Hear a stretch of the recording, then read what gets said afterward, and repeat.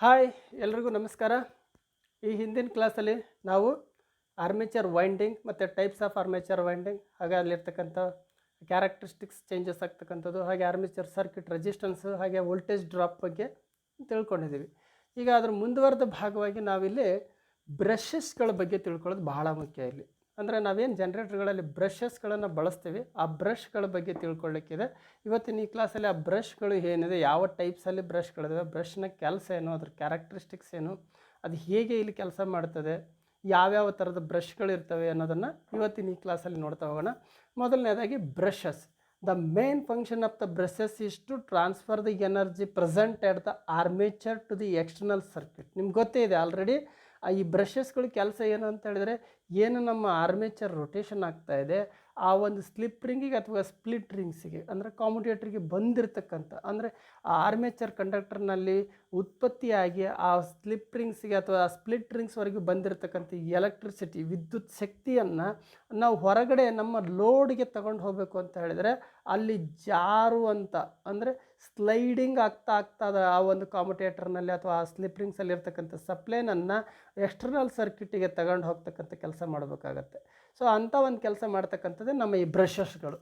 So ಅಲ್ಲಿ ಈ ಬ್ರಷಸ್ಗಳು ಏನಂದರೆ ಜಸ್ಟ್ ಆ ಒಂದು ಸ್ಲಿಪ್ ರಿಂಗ್ ಮೇಲೆ, ಜಾರು ಉಂಗುರ ಅಂತ ಹೇಳ್ತೇವೆ, ಸ್ಪ್ಲಿಟ್ ರಿಂಗ್ಸ್ ಅಂತ ಹೇಳ್ತೇವಲ್ಲ, ಅದ್ರ ಮೇಲೆ ಮೂವ್ ಆಗ್ತದೆ. ಇದು ಟಚ್ಚಲ್ಲಿರ್ತದೆ ಅಷ್ಟೇ, ಬಟ್ ಯಾವುದೇ ರೀತಿ ರೊಟೇಷನ್ ಆಗೋದಕ್ಕೆ ತೊಂದರೆ ಆಗದ ರೀತಿಯಲ್ಲಿ ಈ ಬ್ರಷಸ್ಗಳನ್ನು ನಾವು ಅಲ್ಲಿ ಫಿಕ್ಸ್ ಮಾಡಿರ್ತೀವಿ ಬ್ರಷ್ ರಾಕರ್ಗಳಲ್ಲಿ. ಸೊ ಇಲ್ಲಿ brushes are usually made from a compound of carbon and graphite. ಇಲ್ಲಿ ನಾವು ಮೇಜರ್ ಅಂತ ಹೇಳಿದರೆ ಈ ಕಾರ್ಬನ್ ಮತ್ತು ಗ್ರಾಫೈಟ್ ಕಾಂಪೌಂಡ್ನಿಂದ ಈ ಬ್ರಷಸ್ಗಳನ್ನು ತಯಾರು ಮಾಡಲಾಗ್ತದೆ. So graphite content provide A self lubricating action as the brushes rub against the commutator. ನಮಗೆ ಗೊತ್ತಿದೆ, ಅಲ್ಲಿ ಒಂದು ರೊಟೇಟಿಂಗ್ ಸ್ಪೀಡಾಗಿ ತಿರುಗ್ತಕ್ಕಂಥ ಒಂದು ಕಾಮ್ಯುಟೇಟರ್ ಮೇಲೆ ಅಥವಾ ಸ್ಲಿಪ್ ರಿಂಗ್ ಮೇಲೆ ಟಚ್ ಆಗಿರ್ತದೆ. ಟಚ್ಚಿಂಗಲ್ಲಿರ್ತಕ್ಕಂಥ ಈ ಕಾರ್ಬನ್ ಬ್ರಷ್ ಏನಾಗುತ್ತೆ, ನಮಗಲ್ಲಿ ಹೀಟ್ ಆಗುತ್ತೆ. ಅದು ಹೀಟ್ ಆಗೋದು ಸಹಜ ಅಲ್ವಾ. ಸೊ ಆ ಹೀಟ್ ಆಗ್ತಾ ಆಗೋದನ್ನು ನಾವಿಲ್ಲಿ ಲುಬ್ರಿಕೇಟಿಂಗ್ ಮಾಡೋದು, ಕೂಲಿಂಗ್ ಅಂತ ಹೇಳ್ತೀವಿ. ಲುಬ್ರಿಕೇಟಿಂಗ್ ಮೀನ್ಸ್ ಕೂಲಿಂಗ್ ಮಾಡೋದು ಅಂತ ಅರ್ಥ. ಅದನ್ನು ಮಾಡೋದಕ್ಕೆ ಅಂತೇಳೇ ನಮಗೆ ಈ ಕಾರ್ಬನ್ ಜೊತೆಯಲ್ಲಿ ಗ್ರಾಫೈಟನ್ನು ಮಿಕ್ಸ್ ಮಾಡ್ತಕ್ಕಂಥದ್ದು. ಸೊ ಆ ಅಂಥ ಒಂದು ಕೆಲಸನ ಕಾಮ್ಯುಟೇಟರ್ನಲ್ಲಿ ಏನು ತಿಕ್ತಾ ಹೋಗ್ತಿರ್ತದೆ, ಬ್ರಷ್ಗಳು ರಬ್ ಆಗ್ತವೆ, ಹಾಗೆ ಮಾಡ್ತಾ ಹೀಟ್ ಏನಾಗುತ್ತೆ ಅದನ್ನು ಸೆಲ್ಫ್ ಲುಬ್ರಿಕೇಟಿಂಗ್ ಮಾಡೋದಕ್ಕೆ ಅಂತೇಳಿ ಈ ಕಾರ್ಬನ್ ಜೊತೆಯಲ್ಲಿ ಅದನ್ನು ಗ್ರಾಫೈಟನ್ನು ಸೇರಿಸಲಾಗ್ತದೆ. The most important characteristics of brushes are specific resistance. ಇಲ್ಲಿ ಮೇನ್ ನಮಗೆ ಈ ಕ್ಯಾರೆಕ್ಟರಿಸ್ಟಿಕ್ಸ್ಗಳನ್ನು ನೋಡ್ತಾ ಹೋದರೆ ಬ್ರಷಸ್ಗಳದ್ದು, ಅದರಲ್ಲಿ ಮೊದಲನೇದಾಗಿ ಸ್ಪೆಸಿಫಿಕ್ ರೆಸಿಸ್ಟೆನ್ಸ್, ಆಮೇಲೆ friction coefficient, current carrying capacity, maximum operating speed and abrasiveness ಅಥವಾ ಪಾಲಿಸಿಂಗ್ ಅಂತ ಹೇಳ್ತೀವಿ. And specific resistance is the resistivity of the brush material. So ಇವನು ಒಂದೊಂದೇ ಮುಂದೆ ನೋಡ್ತಾ ಹೋಗೋಣ ಎಲ್ಲವನ್ನು ಕೂಡ. Specific resistance is the resistivity of the brush material. Friction coefficient is the ratio of the force on the surface to the force required to slide another surface over it, and is influenced by the brush temperature, pressure, current, atmospheric condition, mechanical condition, commutator material, surface films and speed. So ಇವೆಲ್ಲ ಬಗ್ಗೆಯೂ ನಾವು ಇಲ್ಲಿ ನೋಡ್ತಾ ಹೋಗಬೇಕಾಗತ್ತೆ. ಒಂದು ಬ್ರಷ್ನ characteristics ಬಗ್ಗೆ ತಿಳ್ಕೊಬೇಕು ಅಂತ ಹೇಳಿದ್ರೆ ಇಲ್ಲಿ ಸಾಕಷ್ಟು ವಿಷಯಗಳನ್ನು ನಾವಿಲ್ಲಿ ತಿಳ್ಕೊಬೇಕಾಗತ್ತೆ. ಅವೆಲ್ಲವನ್ನು ತಿಳ್ಕೊಳ್ತಾ ಹೋದಂಗೆಲ್ಲ ನಮಗೆ ಬ್ರಷ್, ಯಾವ ಥರದ ಬ್ರಷ್ಗಳು ಎಲ್ಲಿ ಹೇಗೆ ಉಪಯೋಗಕ್ಕೆ ಬರ್ತದೆ, ಯಾವ ಅಪ್ಲಿಕೇಶನ್ಗೆ ಯಾವ ಥರದ ಬ್ರಷ್ ಬೇಕು, ಆ ಬ್ರಷ್ನ ಒಂದು ಕರೆಂಟ್ ಕೆಪಾಸಿಟಿ ಏನು, ಅದರಲ್ಲಿ ವೋಲ್ಟೇಜ್ ಎಷ್ಟು ಡ್ರಾಪ್ ಆಗುತ್ತೆ, ಅದರ ರೆಸಿಸ್ಟೆನ್ಸ್ ಏನು, ಇವೆಲ್ಲವೂ ಕೂಡ ಅದರ ಒಂದು ಲೈಫ್ ಹೇಗಿರುತ್ತೆ, ಯಾವ ಒಂದು ಅಪ್ಲಿಕೇಶನ್ಗೆ ಯಾವ ಥರದ ಬ್ರಷ್ಗಳಿದ್ರೆ ಸರಿ, ಹೀಗೆ ಬೇರೆ ಬೇರೆ ಒಂದು ವಿಷಯಗಳನ್ನು ನಾವಿಲ್ಲಿ ಅರ್ಥ ಮಾಡ್ತಾ ಹೋಗಬೇಕಾಗತ್ತೆ. The resulting high brush friction often causes the brush to chatter and chip. So ಸಾಮಾನ್ಯವಾಗಿ ನಮಗಿಲ್ಲಿ ಏನಾಗುತ್ತೆ, ಜಾಸ್ತಿ ಫ್ರಿಕ್ಷನ್ ಇತ್ತು ಅಂತ ಹೇಳಿದ್ರೆ ಅಲ್ಲಿ ಚಾಟರಿಂಗ್ ಅಥವಾ ಚಿಪ್ ಎದ್ದೇಳೋದು ಅದರೊಳಗಡೆ ಸಾಧ್ಯತೆಗಳು ಉಂಟು. Since friction serves no useful purposes, low brush friction is preferred. Low brush friction will have a friction coefficient in the order 0.22 or below, whereas a high brush friction will have friction coefficient above 0.4. ಸಾಮಾನ್ಯವಾಗಿ ಇಲ್ಲಿ low friction ಅಂತ ಹೇಳ್ತೀವಿ. Low brush friction ಅಂತ ಹೇಳಿದ್ರೆ ಅಲ್ಲಿ ಏನಿರಬೇಕು temperature coefficient ಬಂದು ಕೇವಲ 0.22 ಬಿಲೋದಲ್ಲಿ ಇರಬೇಕಾಗತ್ತೆ. ಹಾಗೆ ಹೈ ಬ್ರಷ್ ಫ್ರಿಕ್ಷನ್ ಅಂತ ಹೇಳಿದ್ರೆ ಅಲ್ಲಿ 0.4ನ ಎಬವ್ ಇರಬೇಕಾಗತ್ತೆ ಅಂತ ಹೇಳ್ತೀವಿ. ಸೊ ಅದರೆಲ್ಲವನ್ನು ಒಂದನ್ನಾಗಿ ಸ್ಟಡಿ ಮಾಡ್ತಾ ಹೋಗೋದಾದರೆ ಫಸ್ಟ್ನಾಗಿ ಕರೆಂಟ್ ಕ್ಯಾರಿಂಗ್ ಕೆಪಾಸಿಟಿ, ಈ ಬ್ರಷಸ್ಗಳ ಕರೆಂಟ್ ಕ್ಯಾರಿಂಗ್ ಕೆಪಾಸಿಟಿ ಹೇಗಿರ್ತದೆ ಅನ್ನೋದನ್ನು ತಿಳ್ಕೊಳ್ಳೋದಾದರೆ it depends on the brush material. ಮೊಟ್ಟ ಮೊದಲನೇದಾಗಿ ಕರೆಂಟ್ ಕ್ಯಾರಿಂಗ್ ಕೆಪಾಸಿಟಿ ಅನ್ನೋದೇನಿದೆಯಲ್ಲ ಆ ಬ್ರಷ್ನ ಯಾವ ಮೆಟೀರಿಯಲ್ನಿಂದ ಮಾಡಿದೆ ಅನ್ನೋದ್ರ ಮೇಲೆ ಡಿಪೆಂಡ್ ಇದೆ. ಹಾಗೆ ಆಪ್ರೇಟಿಂಗ್ ಕಂಡೀಷನ್, ಅದನ್ನು ಯಾವ ಸ್ಥಿತಿನಲ್ಲಿ ಬಳಸಲಾಗ್ತದೆ, ಯಾವ ರೀತಿ ರೆಗ್ಯುಲರ್ ಇದೆಯಾ ಅಥವಾ ಇರೆಗ್ಯುಲಾರಿಟೀಸ್ ಇರ್ತದೆ ಹೇಗೆ ಅಂತೇಳಿ ಅದ್ರ ಮೇಲೆ. ಆಮೇಲೆ type of ventilation and operating temperature, ಅಲ್ಲಿ ಆಪ್ರೇಟಿಂಗ್ ಟೆಂಪ್ರೇಚರ್ ಎಷ್ಟಿದೆ, ಹಾಗೆ ಅಲ್ಲಿ ವೆಂಟಿಲೇಷನ್ ಸಿಸ್ಟಮ್ ಹೇಗಿದೆ ಅನ್ನೋದ್ರ ಮೇಲೂ ಕೂಡ ಈ ಒಂದು ಕರೆಂಟ್ ಕ್ಯಾರಿಂಗ್ ಕೆಪಾಸಿಟಿ ಡಿಪೆಂಡ್ ಆಗಿರ್ತದೆ. ಹಾಗೆ if the temperature is high due to high current density the brush life will be short ಅನ್ನೋದು.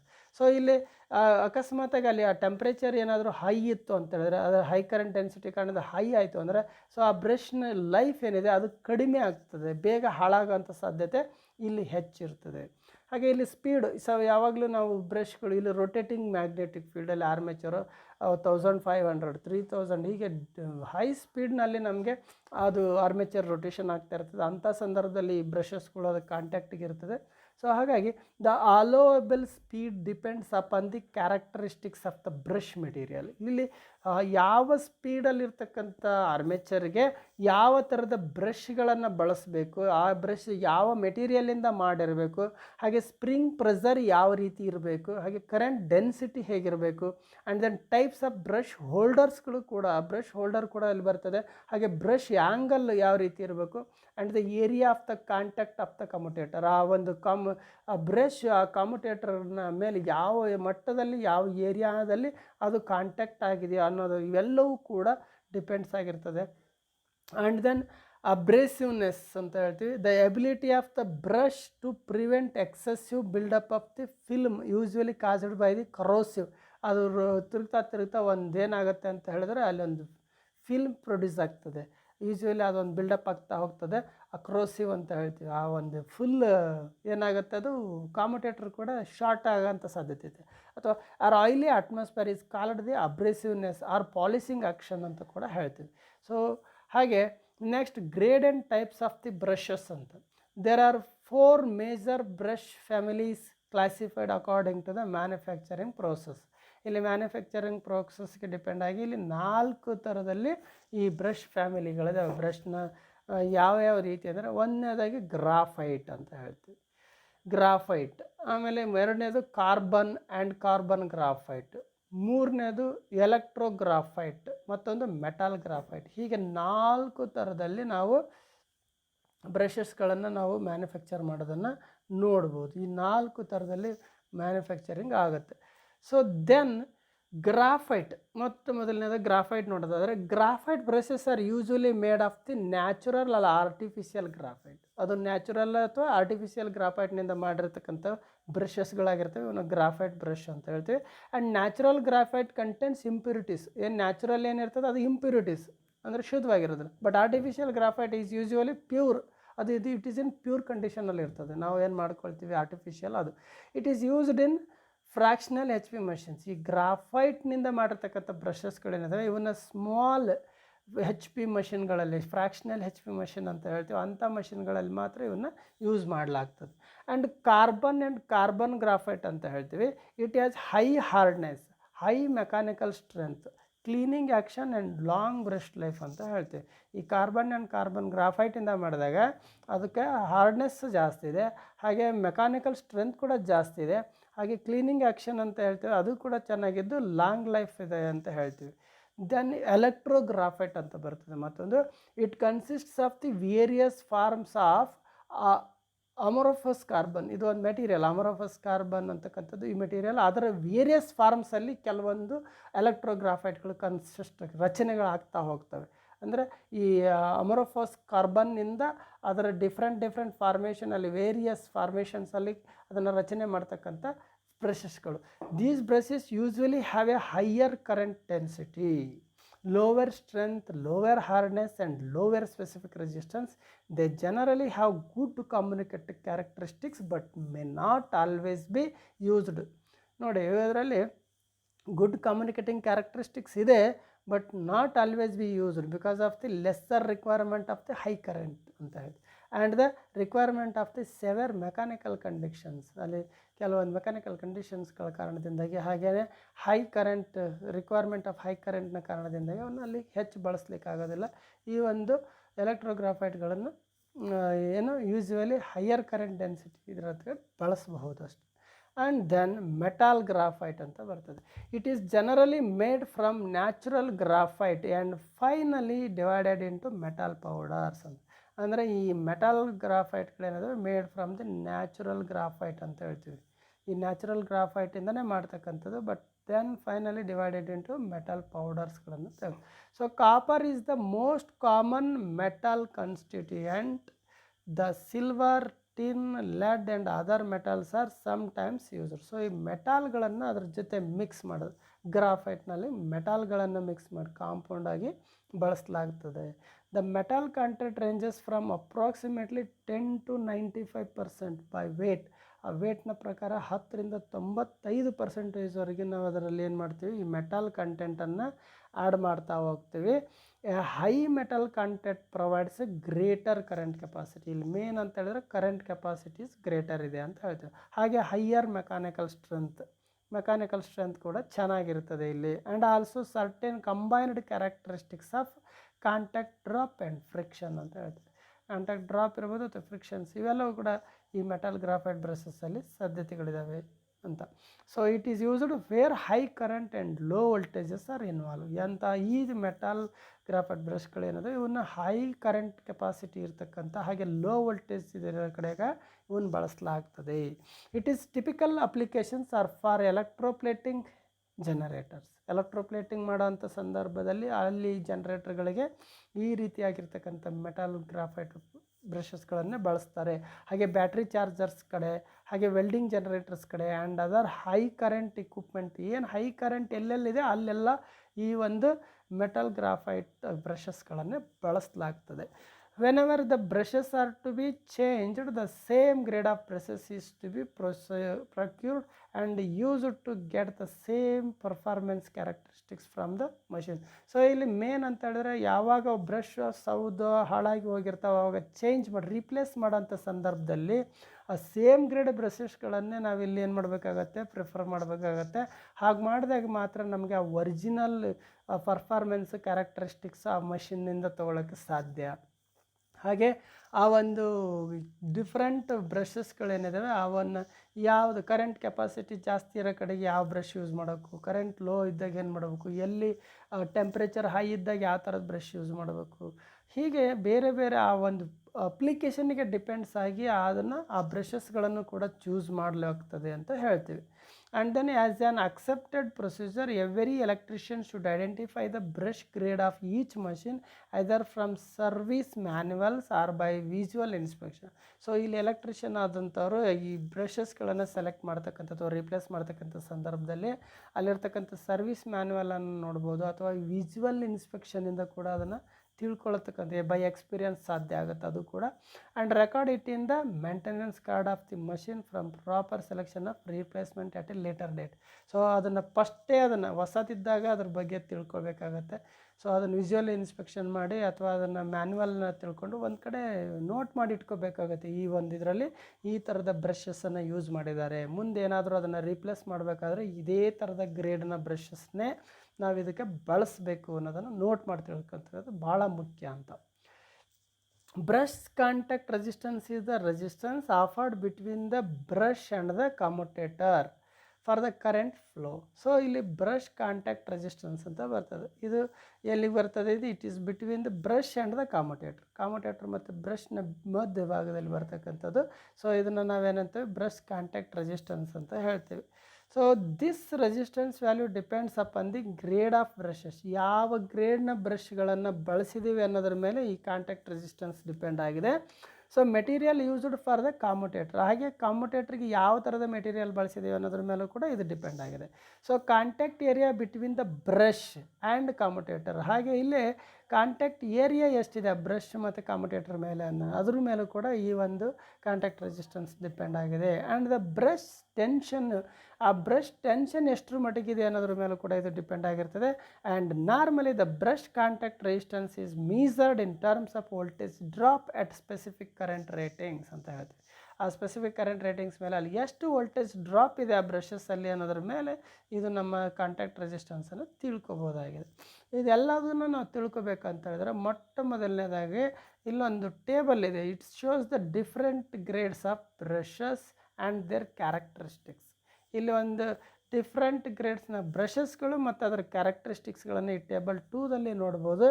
ಮೊಟ್ಟ ಮೊದಲನೇದಾಗಿ ನಾವಿಲ್ಲಿ ಗ್ರೇಡ್ ಆಫ್ ಕಾರ್ಬನ್, ಹಾಗೆ maximum current density amps per centimetre square, and maximum contact resistance ohms per centimetre square, and pressure on commutator kg per centimeter square. ನೋಡಿ ಎಷ್ಟು pressure ಎಷ್ಟರ ಮೇಲೆ ಬಿದ್ದಿದೆ ಆ ಕಾಮ್ಯುಟೇಟರ್ ಮೇಲೆ ಅನ್ನೋದನ್ನು ಕೂಡ ನಾವಿಲ್ಲಿ ಗಮನಿಸ್ತೀವಿ. That is in kg per centimeter square. ಹಾಗೆ ವೋಲ್ಟೇಜ್ ಡ್ರಾಪ್ ಇನ್ ವೋಲ್ಟ್ಸ್ ಅಂತ ಇಲ್ಲಿದೆ. ಇಲ್ಲಿ ಸಾಫ್ಟ್ ಗ್ರಾಫೈಟ್ ಸಾಮಾನ್ಯವಾಗಿ ನಮಗೆ ಚಿತ್ರದಲ್ಲಿ ನೋಡಿದರೆ ಗೊತ್ತಾಗುತ್ತೆ. This is one soft graphite. ಹಾಗೆ ಇದನ್ನು ಕಾಪರ್ ಕಾರ್ಬನ್ ಅಂತ ಹೇಳೋದು ಚಿತ್ರದಲ್ಲಿ ನೋಡಿದರೆ ಗೊತ್ತಾಗುತ್ತೆ. ವಿಜುವಲ್ ಇನ್ಸ್ಪೆಕ್ಟ್ ಮಾಡಿದರೆ ಗೊತ್ತಾಗುತ್ತೆ ಇದು ಕಾಪರ್ ಕಾರ್ಬನ್ ಅಂತೇಳಿ. ಹಾಗೆಯೇ ಅದ್ರ ಮುಂದಿರ್ತಕ್ಕಂಥ ಇನ್ನೂ ಎರಡಿದೆ ನೋಡಿ, ಕಾರ್ಬನ್ ಅಂತ ಒಂದು ಎಲೆಕ್ಟ್ರೋಗ್ರಾಫೈಟ್. ಸೊ ಇದನ್ನು ಕಾರ್ಬನ್ ಅಂತ ಹೇಳ್ತೀವಿ. ದಿಸ್ ಈಸ್ ಕಾರ್ಬನ್ ಆ್ಯಂಡ್ ಇದು ಕಾರ್ಬನ್ ಎಲೆಕ್ಟ್ರೋಗ್ರಾಫೈಟ್. ಸೊ ಗ್ರಾಫೈಟ್ ಅಂತ ಹೇಳ್ತೀವಿ, ಎಲೆಕ್ಟ್ರೋಗ್ರಾಫೈಟ್. ಹೀಗೆ ಇಲ್ಲಿ 4 ಬ್ರಷ್ಗಳನ್ನು ನಾವು ನೋಡ್ಬೋದು. ಮೊದಲನೇದಾಗಿ ಸಾಫ್ಟ್ ಗ್ರಾಫೈಟ್ ಅಂತ ತಗೊಳ್ಳಿ. ಇಲ್ಲಿ ಸಾಫ್ಟ್ ಗ್ರಾಫೈಟಲ್ಲಿ maximum current density amps per centimetre square ಎಷ್ಟಿದೆ ನೋಡಿ, 9 to 9.5 amps per centimetre square ಇದೆ ಅದು. ಸೊ ಕರೆಂಟ್ ಡೆನ್ಸಿಟಿ ಬಂದು 9 to 9.5 amps per centimetre square ಇದೆ. ಹಾಗೆ maximum contact resistance ohms per centimetre ಎಷ್ಟು ಅದನ್ನು ಇಲ್ಲಿ ಮೆನ್ಷನ್ ಮಾಡಿಲ್ಲ. ಯಾಕಂತ ಹೇಳಿದ್ರೆ ಅದು ಸಾಫ್ಟ್ ಗ್ರಾಫೈಟ್ ಆಗಿರೋದ್ರಿಂದ ಅದು ಇರೋದಿಲ್ಲ, ನೆಗ್ಲಿಜೆನ್ಸ್ ಇರ್ತದೆ. And then pressure on commutator kg per centimeter ಇದು ಕಡಿಮೆನೇ ಇರ್ತದೆ ಸಾಫ್ಟ್ ಇರೋದ್ರಿಂದ, 0.12 kg per centimeter ಸ್ಕ್ವೇರ್ ಅಂತ ಹೇಳ್ತೀವಿ.